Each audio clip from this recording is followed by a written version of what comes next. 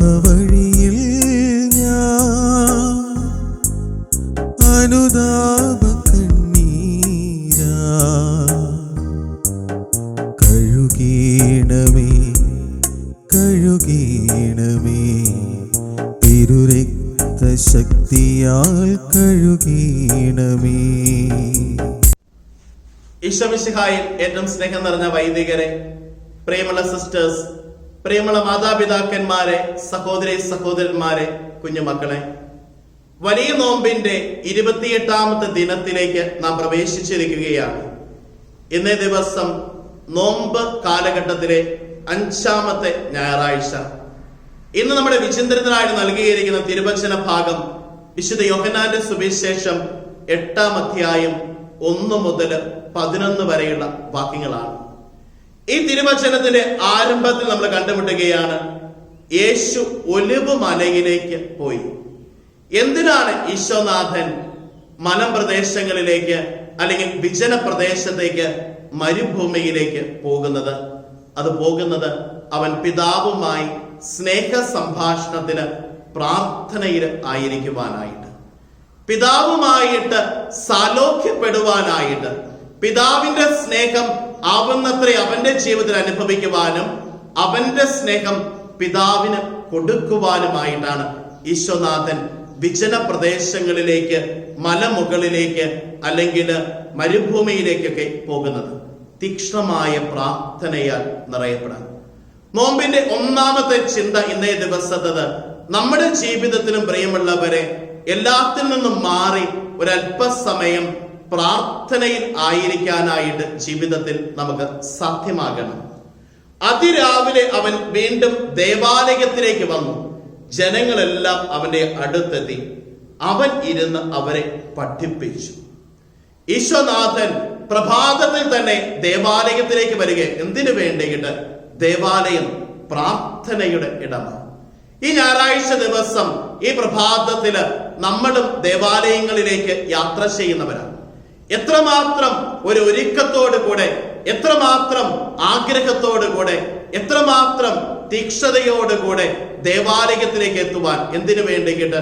തമ്പുരാന്റെ തിരുബലിയിൽ പങ്കെടുക്കുവാനായിട്ട്, വിശുദ്ധ കുർബാനയിൽ പങ്കെടുത്ത് എന്റെ ജീവിതത്തെ കാസയോടും പിലാസയോടും ചേർത്ത് ദൈവസന്നിധിയിൽ സമർപ്പിക്കുവാനായിട്ട്, ബലിപീഠത്തിൽ നിന്ന് ഒഴുകിയിറങ്ങുന്ന കൃപകളാൽ, അനുഗ്രഹങ്ങളാൽ എന്റെ ജീവിതത്തെ നിറയ്ക്കാൻ വേണ്ടിയിട്ട്.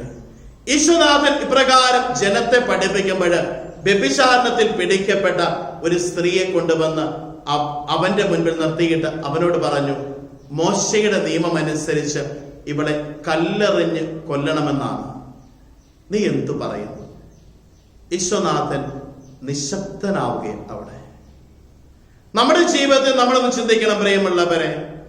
അപരനെ കുറ്റം വിധിക്കാനായിട്ട്, അല്ലെങ്കിൽ അപരന്റെ മേൽ തെറ്റാരോപിക്കാനായിട്ട്, അല്ലെങ്കിൽ മറ്റൊരാളെ കുരുക്കാനായിട്ടുള്ള മനോഭാവങ്ങൾ മനസ്സിൽ നമ്മൾ സൂക്ഷിക്കുന്നുണ്ട്. ഒരാള് എന്റെ ജീവിതത്തില് തിന്മയുമായിട്ട് കടന്നു വരുമ്പോൾ, ഒരാളെ പറ്റി കുറ്റപ്പെടുത്തുമ്പോൾ അതിനോട് കൂട്ടുചേരാതെ എനിക്ക് എതിർക്കാൻ സാധിച്ചില്ലെങ്കിൽ സാരമില്ല, മറിച്ച് എനിക്ക് നിശബ്ദനാകാനായിട്ട് സാധിക്കത്തില്ലേ? നിശബ്ദത എന്ന് പറയുന്നത് പ്രിയമുള്ളവരെ ഒരു വലിയ ശക്തിയാണ്. ഒന്ന് നോക്കിക്കേ, മഹാത്മാഗാന്ധി നിശബ്ദമായിട്ട് സമരം ചെയ്യുന്നത് ഇന്ത്യ ചരിത്രത്തിൽ നമ്മൾ കണ്ടുമുട്ടുകയാണ്. ഇപ്പോൾ ഈശോനാഥനോട് നിശബ്ദനാവുകയാണ്. വീണ്ടും വീണ്ടും ആവർത്തിച്ച് ചോദിക്കുമ്പോൾ ഈശോ പറയുകയാണ്, നിങ്ങളിൽ പാപമില്ലാത്തവൻ ആദ്യം ഇവിടെ കല്ലെറിയട്ടെ. അവരിൽ മുതിർന്നവർ തൊട്ട് ഓരോരുത്തരായി കല്ലുകൾ താഴെയിട്ട് തിരിച്ച് പോയി. ഈശോയും ആ സ്ത്രീയും മാത്രം അവിടെ അവശേഷിക്കുകയാണ്. ഈശോ അവളോട് ചോദിക്കുകയാണ്, ആരും നിന്നെ കല്ലെറിഞ്ഞില്ലേ? ആരും നിന്നെ കല്ലെറിഞ്ഞില്ലേ? ഒന്ന് ആലോചിച്ച് നോക്കിക്കേ. ഈശോ വളരെ ശക്തമായിട്ട് അവളോട് പറയുന്നത്, ആരും നിന്നെ വിധിച്ചില്ലേ? ആരും നിന്റെ മേൽ ഒരു വിധിയും നടപ്പാക്കിയില്ല. ഈശോ പറയുകയാണ്, ആരും നിന്നെ വിധിച്ചില്ല, ഞാനും നിന്നെ വിധിക്കുന്നില്ല. പോയിക്കൊള്ളുക, ഇനിമേൽ പാപം ചെയ്യരുത്. പ്രിയമുള്ളവരെ, നമ്മുടെയും ജീവിതത്തിൽ നമ്മളൊന്ന് ചിന്തിച്ചു നോക്കണം. ദൈവത്തിൽ നിന്ന് കടന്നു വരുന്ന ദൈവാനുഗ്രഹങ്ങൾ ജീവിതത്തിൽ സ്വീകരിക്കുമ്പോൾ നമ്മളൊന്ന് പരിശോധിച്ച് നോക്കണം. പാപത്തെ വെറുത്തുപേക്ഷിക്കാനായിട്ട്, പാപത്തിൽ നിന്ന് അകന്നു നിൽക്കാനായിട്ട്, തിന്മയുടെ സ്വാധീനങ്ങളിൽ നിന്ന് മാറി നിൽക്കാനായിട്ട് ജീവിതത്തിൽ സാധിക്കുന്നുണ്ടോ? നമ്മുടെ ദൈവം എന്ന് പറയുന്നത് കരുണയുടെ ദൈവമാണ്. നമ്മുടെ ദൈവം എന്ന് പറയുന്നത് സ്നേഹത്തിന്റെ ദൈവമാണ്. നമ്മുടെ ദൈവം എന്ന് പറയുന്നത് രക്ഷിക്കുന്ന ദൈവമാണ്. തമ്പുരാന്റെ ഈ കരുണയും സ്നേഹവും രക്ഷയുമൊക്കെ നമ്മുടെ ജീവിതത്തിൽ അനുഭവിക്കാൻ ഒരു നിമിഷം ദൈവത്തിന്റെ കയ്യിലേക്ക് എൻ്റെ ജീവിതത്തെ വിശുദ്ധമാക്കി നമ്മൾ സമർപ്പിച്ചാൽ മതി.